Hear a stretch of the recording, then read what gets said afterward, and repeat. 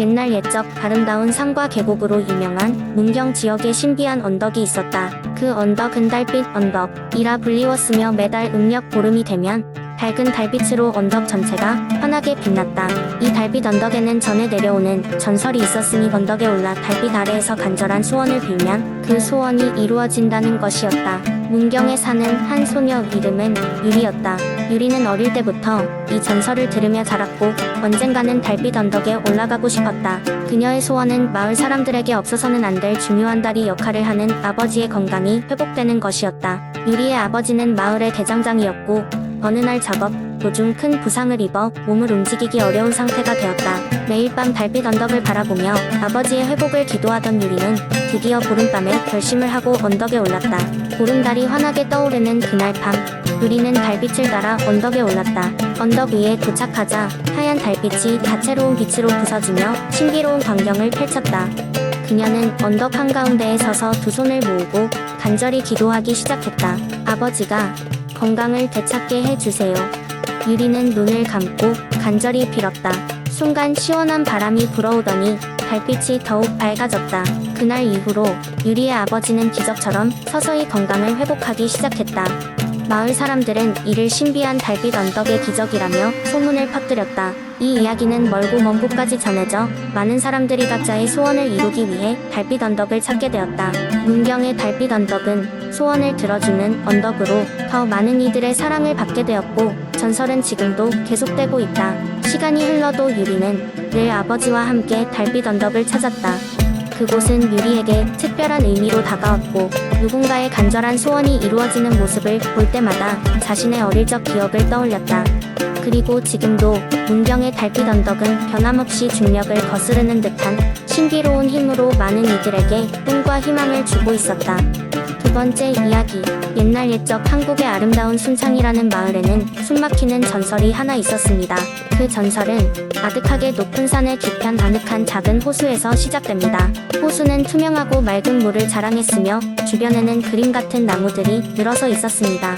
이곳은 마을 사람들이 종종 쉬어나오는 장소로 한적한 풍경이 더없이 평화로운 곳이었습니다. 이 호수에는 정체를 알 수 없는 전설이 기운 듯한 이야기가 전해져 내려오고 있었는데요.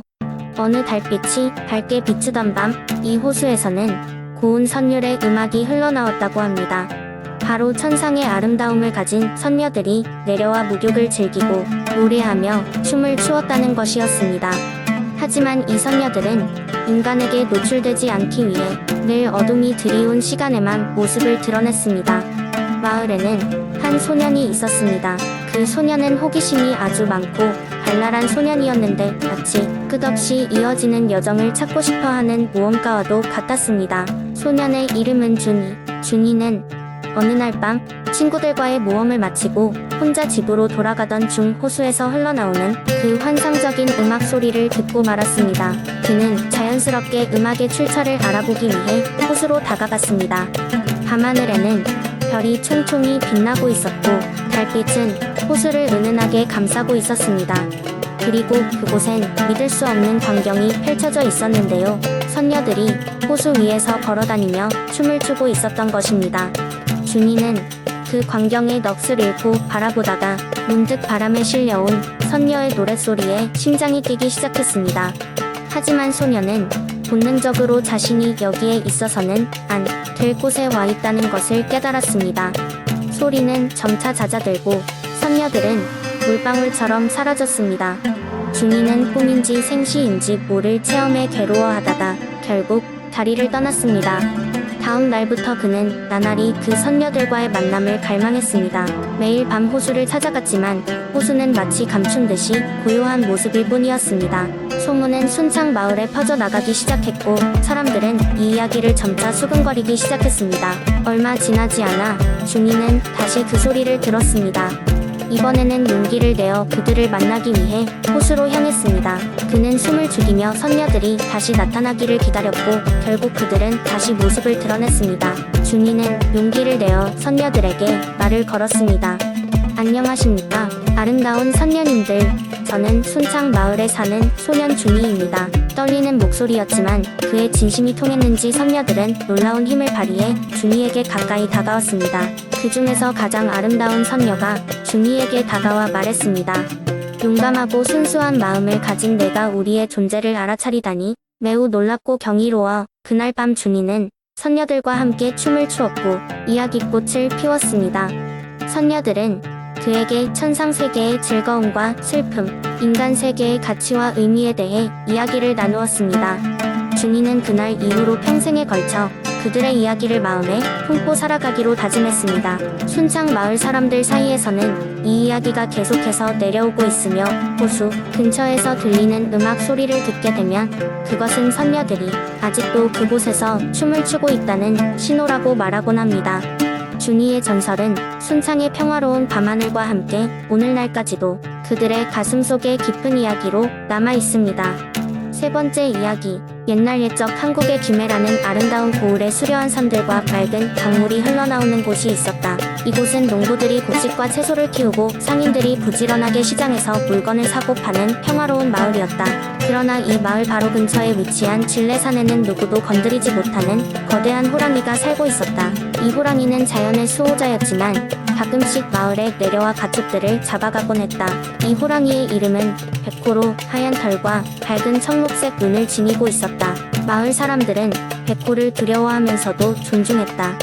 그들은 백호가 신령한 존재로 이 지역을 지켜주고 있다고 생각했다.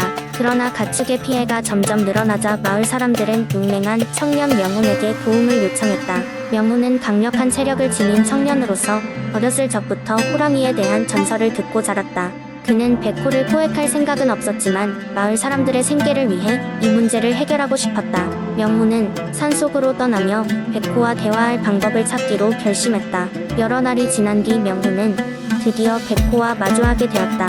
백호는 그야말로 웅장했으며 그 눈에서는 지혜와 고요함이 흘러나왔다. 명훈은 정중하게 무릎을 꿇고 말했다. 백호님, 우리는 당신의 위대함을 알고 있지만 마을의 가축들이 사라지는 것은 견딜 수 없는 고통입니다. 백호는 잠시 침묵하다가 말했다. 인간이여, 내가 가져온 정성스런 마음을 보았다. 너의 진심을 믿겠다. 마을 사람들과 함께 산림을 보존하고 땅을 건강하게 가꾸어 달라. 그러면 나도 너희의 가축을 해치지 않겠다. 명훈은 백호의 조건을 즉시 수락하고 마을로 돌아가 그 이야기를 전했다. 마을 사람들은 기뻐하며 백호와의 약속을 지키기 위해 자연을 보호하는 일에 앞장섰다. 그 후 마을은 더욱 번창하게 되었고 백호는 산림의 깊은 곳에서 마을을 지켜보며 여생을 보냈다. 명훈은 백호의 친구로서 때때로 산을 찾아가 백호와 교류하며 지혜를 배웠다. 세월이 흐르고 명훈은 마을의 훌륭한 지도자가 되어 모든 이의 존경을 받았다. 그와 백호의 이야기는 오래도록 김해의 전설로 남아 사람들의 가슴속에 새겨져 있었다. 네 번째 이야기. 옛날 옛적 창원에는 신비로운 벚꽃숲이 있었다. 이 숲은 한번 들어가면 절대 나오지 못한다는 전설이 있었고 마을 사람들은 그곳을 멀리했다. 하지만 용감한 소년 용수는 이 전설을 믿지 않았다. 용수는 모험을 좋아하는 소년이었다. 그는 마을의 어르신들로부터 전해 듣는 전설들을 하나하나 도전하고 싶었다. 그래서 그는 어느 날 친구들과 함께 숲에 들어갔다. 그들은 숲을 탐험하며 예쁜 벚꽃을 보고 즐거워했다.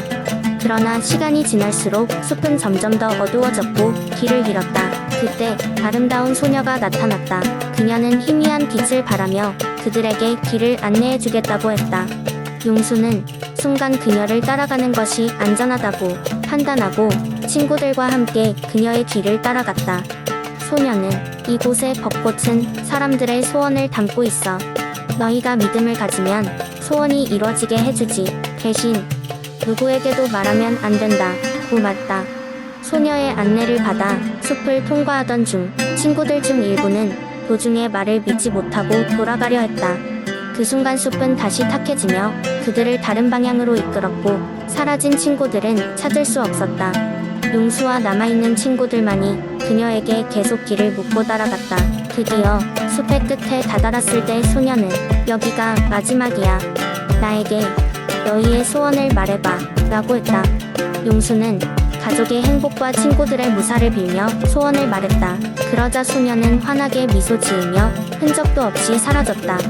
그 후 용수와 친구들은 무사히 집으로 돌아왔다. 그리고 이해할 수 없는 일이 생겼는데 사라진 듯 보였던 친구들도 집에 무사히 돌아와 있었다. 그러나 누구도 숲에서의 일을 기억하지 못했고 소원에 관한 이야기도 까맣게 잊었다. 하지만 이상하게도 그로부터 몇 년 후 마을 사람들 사이에 좋은 일이 계속 생기기 시작했다. 그들은 창원의 벚꽃숲이 전해주는 행복이라고 믿기 시작했으며 매년 봄마다 그곳을 찾아 소원을 빌었다. 용수는 비밀을 지키면서도 그저 미소를 지었다. 창원의 벚꽃숲은 여전히 사람들의 전설로 남았고 지금도 매년 봄마다 주민들과 관광객들이 찾아오는 명소가 되었다. 다섯 번째 이야기. 옛날 옛적 아름다운 산과 들판으로 둘러싸인 작은 마을 증평이 있었다. 이 마을은 평화롭고 조용했으며 사람들은 자연과 조화를 이루며 행복하게 살아갔다. 증평 근처에는 신비로운 숲이 있었는데 그곳은 마법의 숲이라고 불리곤 했다. 이 숲에는 요정과 마법 생물들이 살고 있다는 소문이 돌았다. 어느 날 호기심 많은 소녀 수지는 친구들과 함께 모험을 떠나기로 결심했다. 그녀는 증평 마을 외곽 작은 오솔길을 따라 숲속 깊은 곳으로 들어갔다. 친구들은 고사리와 민들레로 장난을 치며 웃음소리를 내었고 그 소리는 숲속을 휘돌아다녔다. 숲속 깊은 곳에 도착했을 때 수지는 오래된 나무 옆에 멈춰섰다. 그 나무는 다른 나무들과 달리 둥빈 나뭇잎이 반짝였고 은근한 빛이 나뭇가지 사이를 비추고 있었다.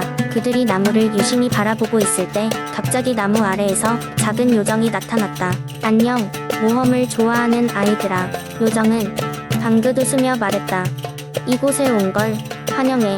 나는 이 숲을 지키는 요정이란다. 너희가 정말 좋은 마음을 가지고 있기 때문에 특별히 우리와 나들이를 떠날 기회를 줄게. 수진과 친구들은 깜짝 놀랐지만 동시에 신이 났다. 요정은 손을 흔들어 빛나는 먼지를 뿌렸고 순간적으로 그들은 마법의 숲의 속살로 들어갈 수 있었다. 그곳은 상상할 수 없는 경이로움으로 가득했다. 반짝이는 버섯과 노래하는 새들, 그리고 유리같이 맑은 강이 이를 맞이했다. 숲속을 탐험하는 동안 수진과 친구들은 각종 마법 생물들을 만나며 특별한 경험을 했다. 불꽃처럼 빨간 여우와 함께 춤을 추며 장난을 쳤고 신비롭고 장엄한 사슴과 함께 맑은 개울을 넘기도 했다. 또 수줍은 요정들은 부드러운 하늘빛 머리카락을 뽐내며 미소 지었다. 나들이를 마칠 즈음 요정은 아이들에게 작별 인사를 하며 특별한 선물을 주었다. 그것은 바로 숲에서만 볼 수 있는 마법의 씨앗이었다. 이 씨앗은 너희가 언제든지 우리의 세계를 그리워할 때 심으면 된단다. 그러면 언제라도 우리의 세계의 작은 일부가 너희 옆에 함께할 수 있을 거야. 수진과 친구들은 마음속에 따뜻한 감정을 품고 마을로 돌아왔다. 그들이 심은 마법의 씨앗은 시간이 지나 아름다운 나무로 성장했고 그 나무는 다시금 사람들에게 숲이 전하는 사랑과 신비함을 전해주었다. 증평 마을 사람들은 늘 숲의 이야기를 나누며 그들의 삶 속에 자연과의 연결을 느끼곤 했다. 그들은 언제나 숲의 작은 존재들과 함께했음을 기억하며 매일매일을 소중히 여기는 방법을 배웠다. 그리하여 마법의 숲은 증평 사람들 마음속에 영원히 남게 되었다.